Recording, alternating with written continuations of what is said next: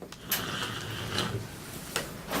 little leery about having it today, competing with the debate and everything. Boy, if that's not a circus. No, circuses are fun. No, it's a circus because I think it's fun. I mean, how can Ridiculously you not fun. watch that and laugh? I've had some friends tell me too. I can remember being in school and being encouraged to watch the debate. To come back and talk about it. I'm not sure I want my kids watching it. I mean, it's name calling. I don't know what I'd do if they actually talked about the topics at hand. It'd actually be encouraging. Thank you, everybody, for coming out today. Excited to get another year started. It's amazing how fast 10 seasons have come upon us. I can remember my opening day press conference down in the lobby of Cardinal Arena and how bad that was, God forbid. I can remember sitting there with Matt Andrews and Jim Kelch on the radio the next day. And we laugh about it now, but they were like, boy, we could barely keep you on the air. It was not good for radio. But I appreciate what this program has become. I appreciate all those that came before me as coach and the foundation that they'd built. And now we're continuing to build things and really, really excited about this upcoming season. Our players have worked extremely hard. We've improved. Our returning players have gotten better. Our incoming players, freshman and fifth-year senior Taylor Johnson, have competed and pushed our returners. And there's no question we have had some of the best and most spirited practices we've had since I've been here, because there's so much competition and depth that nobody can feel real good about, hey, I'm a guaranteed starter, I'm playing 25, 30 minutes a game. There's competition every single day, and how you perform in practice, and then obviously what you get done in the game will determine how much playing time you're going to get. So it's a good problem to have for me. The players are excited about it, and we're just really looking forward to get this 2016-2017 season started. Any questions from anybody? Jeff, what has Taylor Johnson brought to your team? Well, she's given us some stability at the point guard right now. Erica Carter's not been able to practice yet. Still coming off of a injury that's been kind of lingering all summer, all fall. She is feeling much, much better right now. We'll probably start to get out on the court here in the next few days, we're hoping. And then hopefully by our scrimmage against Lindsey Wilson, our exhibition game, she'll be able to see some minutes in that. And then hopefully gradually continue on from there. So Taylor has allowed us to go really slow in Erica's rehab. And then she brings experience. I mean, it's one thing, we have some very talented freshmen, but they're freshmen. Now we've got a fifth-year player who's played in big games, played against some very, very good opponents, and she's seasoned. And that's a big plus, especially at the point guard spot. Asia came in last year with so much hype just because of where she was in the recruiting rankings, but she started the year, she wasn't healthy. Have you seen a different player kind of start her sophomore year? Yeah, she looks a lot better on the floor right now, both offensively and defensively. I'm still trying to challenge her to become mentally tougher. I want her to take over games.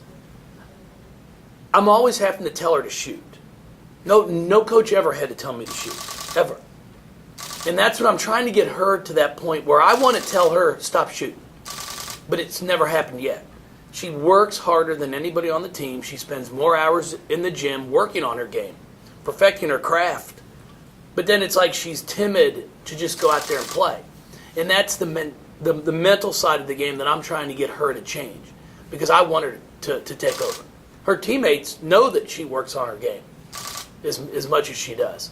So they're looking for it too, because they know she can do it.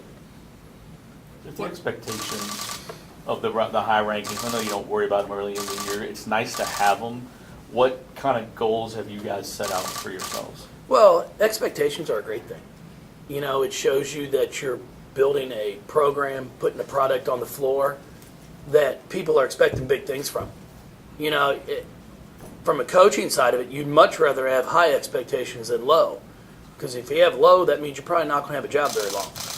So we like the expectations. We're embracing them. For us, we know it's a process. We're embracing the process. It's day by day. We learn, you know, I think we learned firsthand from that DePaul game. You know, we knew they were very talented. It's not like we overlooked them by no means. You know, Doug has had fantastic teams. We had battles for years when we were in the Big East together. So it wasn't anything surprising, but I think our kids do have a whole new appreciation of you have to play for 40 minutes. You know, and that's what we're working on right now. We're working on the process of putting 40 minutes of basketball together. What are your expectations for Maisha Hanzel? Well, I'm wanting her to start off the year better. You know, last year she was extremely slow, and the fact of I'm not sure she really understood how hard it was going to be without those 5 seniors. You know, we had graduated the year before, Maisha Hanzel and Sharon Vales, Sarah Hammond, kids that really covered up a lot for them as freshmen. All they had to do was score. Then all of a sudden you get thrown into it as a sophomore, you don't have those seniors, and you've got to play at both ends of the floor. So that's my challenge to her. And then as the year progressed, she started to do that. But right now, you know, as preseason player of the year, there are expectations. And it's not to just show up and play certain games. You have to come out and be prepared to play the entire season from day one. And that's what I've challenged her to, is to make sure she's ready to go as soon as we start. Having your starting 5 returning with, you know, instead, you know, Erica might be out, but do you think that they feel comfortable with each other, or is the competition kind of uprooting that a little bit? No, I mean, there's nothing to do with uprooting anything. I'm not sure who's going to start. You know, it's all open. All 5 spots are open every year. You have to come out and earn it. You know, I have a lot of people that have said, hey, you've got 13 of 14. You know, how are you going to decide who to play? I don't decide who plays. They decide who plays. It's real simple. If you perform, you play. If you don't, you don't. We stat every practice. We stat every scrimmage that we have. And as I like to say, stats don't lie. Now, there are things that you have to look at. You know, we had a scrimmage on Sunday. Brianna Jackson probably played the best that I've seen her play in the year and a half that she's been here with us. And she was 0 for 2 from the field. You know, but handled the basketball, distributed the ball, defensively was everywhere. You know, so there's a lot of intangibles that go along with that stats aren't going to sit there and just show. But for the most part, it's not too hard to sit down with players and say, hey, look, here's what happens when you're on the floor. Because the one thing I am a big believer in is just simple plus minus. When you're in the game, are we plus on the scoreboard or are we minus? I don't care if you score 18 points. If we're negative 20, well, we lose by 2. So what are you getting done when you're in the game? That's what's important to me. And what are we getting done as a team? So we're going to have some challenges. There's no question about it. And we're going to have some players that possibly did start last year that are willing to come off the bench. And as I tell them, you can only start 5 players. When it comes down to it, in a tight game, are you on the floor at the end? Because that's all I'd want as a player, and that's what I've tried to explain to these kids. If you're more concerned about just having your name called as the game starts, instead of being out there with 3 minutes to go in a 2-point game, you're playing for the wrong coach and you're playing in the wrong program. Mariah at the end of last year kind of talked about she was disappointed, I guess, in her whole year. It's tough. You mentioned with Maisha, it's tough when you have a great freshman year to come back to stuff. What have you seen in the offseason, and how has she grown? Well, mentality-wise, her mental approach is changing, and that's what we had to have. In our scrimmage on Sunday, she missed her first 4 shots. And last year, if she had done that, she would have checked out. It would have been poor pitiful me, frustrated, upset, my shot's not going in. Well, I kept her on the floor to see how she would handle it, and she continued to compete. She defended, she rebounded, she looked to make the extra pass. So instead of getting frustrated that she wasn't scoring, she was more concerned about what are we doing as a team. And I told her afterwards, I was extremely pleased, extremely proud of her to show that growth, to show that maturity.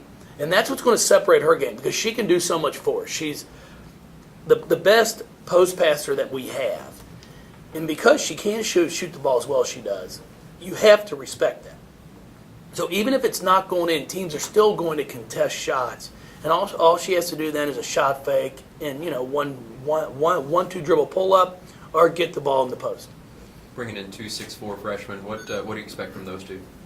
Well, I expect them to play. It's not size. Everybody's been saying this for 10 years now. You got to get big, kids. You got to get big. If they're big and bad, they're still bad. It's my favorite line. We have played a ton of teams with 6'5" players that aren't any good. So we're very picky. We have been trying to recruit post players 6'4", 6'5" for 10 years, but there's not 50 of them out there. It's not like a 5'8" guard. So we've been very selective, very fortunate to been able to sign Sierra and Kylie, and both of them are very skilled. Both of them will make significant impacts for our program. Now, they're freshmen, so you're going to have your ups and downs, but they move extremely well. Hand-eye coordination is outstanding. Their understanding of the game is very good.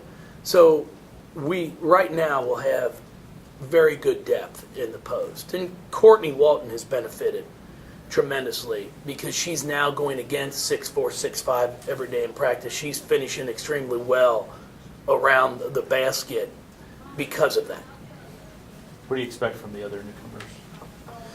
Jazz is she has a chance. For Jazz right now, it's really going to be how she handles her conditioning level. When she gets tired, she struggles. So now she has to fight through that. We have to get her to a point where when she gets fatigued, she can fight through it and get to that next level. But she's extremely explosive, athletic, can do things that we haven't been able to do here in the past in 4 or 5 years. So I expect her to come in and be able to compete for us. Sydney, she was out for most of the summer with a stress reaction in her foot, so she really didn't get to do a lot this summer. And then she's had some nagging injuries this fall. But we have to get her in the gym to knock down shots. That's the reason we recruited her. She's a great shooter. Right now, she's just struggling with that. So we've got to get her confidence back up. And then when she can knock down shots, when teams zone us, she'll be able to come in and be an impact for her, for us. Bianca Dunham, extremely talented, raw, probably the best athlete that we have on the team. She's one. It's been fun to watch because she didn't start playing until her freshman sophomore year in high school, and to see the growth that she's had in about 2.5 months is scary.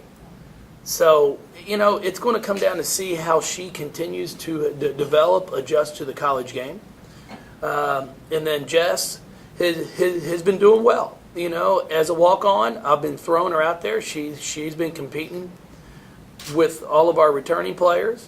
I think she's adjusting to the college game as well. But I would expect to see her to play some. I consider her to be very close to what Shelby Harper did for us for 4 years.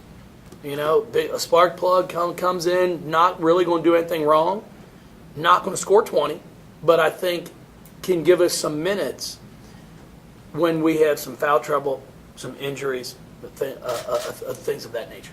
With Brianna Jackson, what kind of role do you envision for her? And I guess maybe the question is, where do you feel like she's going to step up this year? Well, I'm really been impressed with how she's been handling the basketball for us. I've put her at the point guard spot for the past 2 weeks, and she's really done a fantastic job of getting people open shots, getting the ball in the right areas. She understands the offense. She understands, if someone's made 2 shots in a row, to get that person a third shot. For her, it's going to be consistency. She had some fantastic games a year ago, and then she had some games where she just existed. She cannot base everything off of makes and misses, because she can change a game at the defensive end of the floor as fast as anybody on this ball club. So for me, we have to see that her offensive game is not going to affect what she gets done for us defensively and her ability to run the team. You feel like she might have tried too hard at times last? Well, the kid wants to win.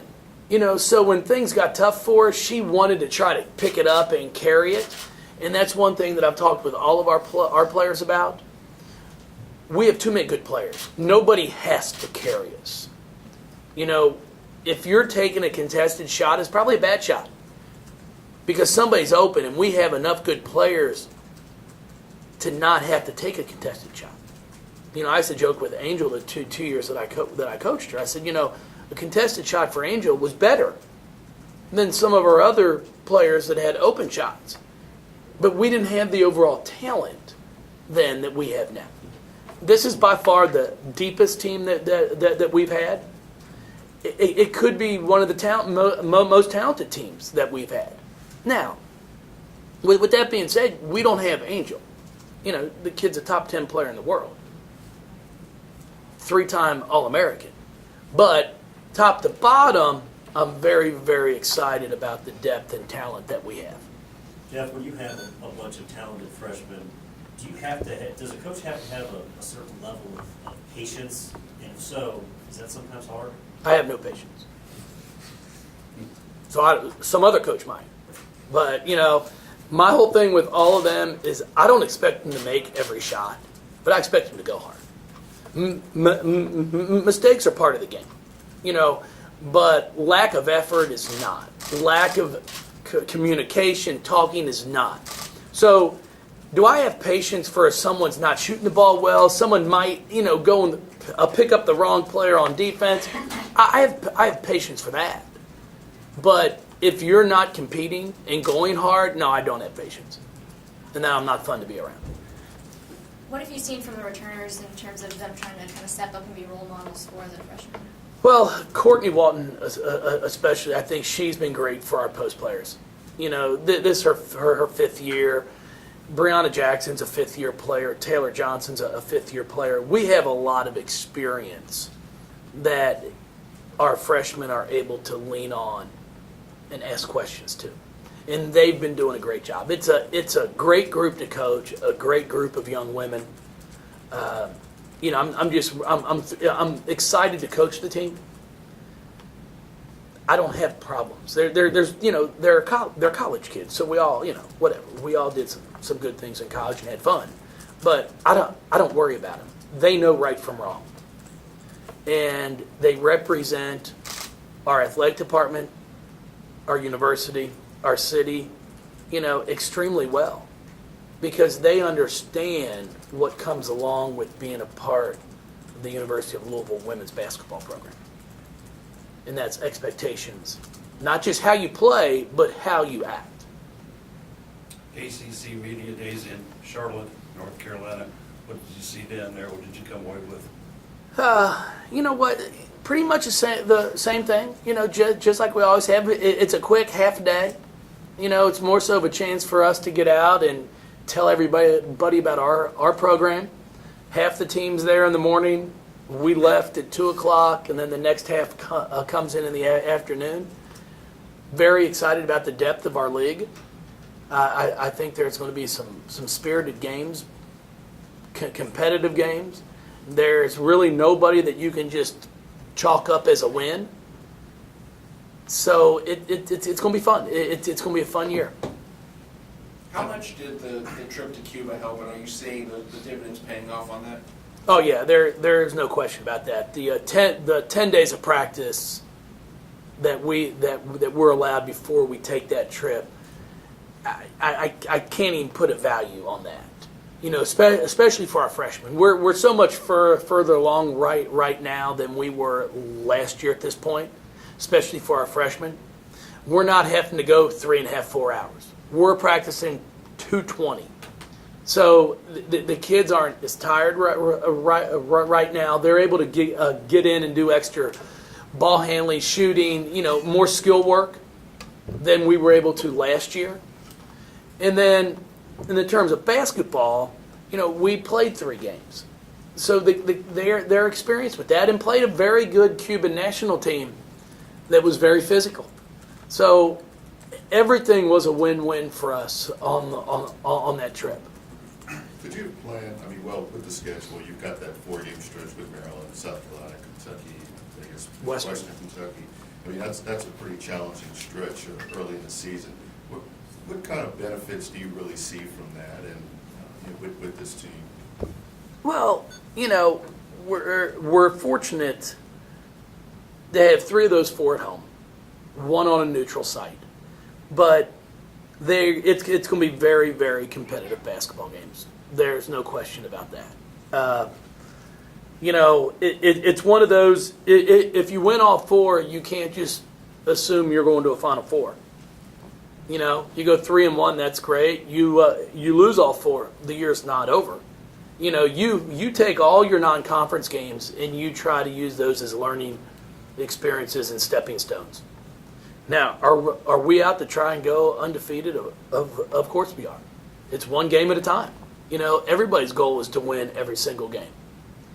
But we want to make sure that it's a progression as the year progresses to get better and hopefully be playing our best basketball come March. Is this one of the more challenging schedules that you, from top to bottom? From top to bottom, there's no question about it. I mean, we are going to be playing some very good basketball teams. I mean, we open up at UT Martin, you know, NIT ball club. Come home and play Belmont, NCAA tournament, MTSU, NCAA tournament. And then we have a 3-game stretch here in our Hall of Fame Classic. Then we'll go up there on the 27th and play South Carolina on a neutral floor. Come back, you've got Maryland, Kentucky, Western, South Dakota State. Right there, 4 ball clubs that are very, very talented. So it's going to be a test for our kids, you know. But that's what you want. I mean, we're going to find out where we are. Again, it's not going to define our season. But it's going to let us know where we are with some of the top teams in the country. How much is, over the years, and you've talked a little bit before, the continuity of your staff, how much does that play into a factor in the success that you've had, that stuff's been with you the whole time? Yeah. No, it's really, really important. You know, I'm fortunate that if I've got to be on the road recruiting, I don't worry about things. You know, Steph's been here for all 10 years. She knows exactly what I like, what we're trying to do. You know, I think it speaks volumes not just for how, you know, we do things here as a women's basketball program, but how Tom Jurich runs his athletic department. You know, I've never had an assistant go and take an assistant job someplace else. You know, it's just it has not come about. You know, when they leave here, they're leaving to go be head coaches. So when you can sit there and go into the homes of recruits and say, hey, look at the stability of our program. Look at what we've done. And a lot of that is, you know, our success on the court has come from the stability that we have as a coaching staff. Adrian Johnson's been a part of us for all 10 years. You know, so I've got 2 people that work with our program that have been here with me for 10 seasons. I mean, you just don't find that very often. Is there a bar that you've said that if this team doesn't reach that, then you see this as less than a successful season? Is that a conference tournament win, a No. certain spot in the NCAA tournament?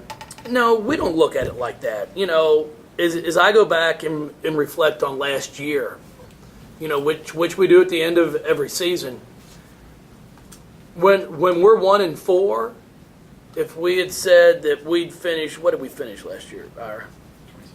Okay, you know, if you start 1-4, and then if I said we'd finish up the year 26-8, I'm not sure anybody would have believed me on that.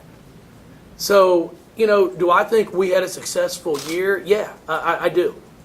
Was I really proud of the kids? I sure was, because we were at a teetering point right there, mid-December, that it could have gone either way, and we figured out a way to fight and scrap and claw, and then got to Christmas break and were able to get in the gym and get some more practice time in for our freshmen, and we ended up going 15-1 in the ACC. Now, was I pleased that we got beat in the second round of the NCAA tournament at home? No. So I was not pleased with our NCAA tournament run. But when you go back and look at the entire season, I thought we had a really good year. So for us, you know, obviously our goal is to be a top 4 seed for sure. Hopefully have the chance to host the first and second round at home again, and then to advance past. I mean, that's getting beat in the second round is not something that we consider to be acceptable. You know, it's quite amazing that when you go back and you look at 9 complete seasons, that we consider it, you know, a little bit of a failure to not make the Sweet 16, when 9 years ago this program had never been to one. You know, we're talking when I'm out getting something to eat with my family, my wife, and fans are coming up, and we have a great group of fans. We're very, very fortunate. They're wanting a national championship. They're wanting us to get back to a Final Four, you know, which is our goal. But I think it's pretty amazing to think where this program has come in 10 seasons. To where when I first got the job here, it was, hey, how are we going to make a Sweet 16? Now, if we don't get to a Final Four, it seems like we failed, which is great, because that's what you want. That's where you want your program to be. Because then to speak to the fans, is a Final Four a realistic goal? Yeah, I mean, it's something we're shooting for. You know, I'm really excited about our team. You know, are we head and shoulders above everybody else out there? No. I think there's about 8 to 10 teams right now that are going to be able to make a run. And I've said it all along. The great thing about the NCAA tournament is the best team does not always win. It's whoever's playing the best basketball at that time of the season. You know, we did it in 2013. Syracuse did it last year. You know, you get on a run and anything can happen. And that's why we talk about all the time. You can't judge a game in December, a game in November, and have that dictate your entire season. Because you want to make sure you're playing the best when it counts, and that's March and April. Anybody else? Thank you, everybody, for coming out. Very much appreciated.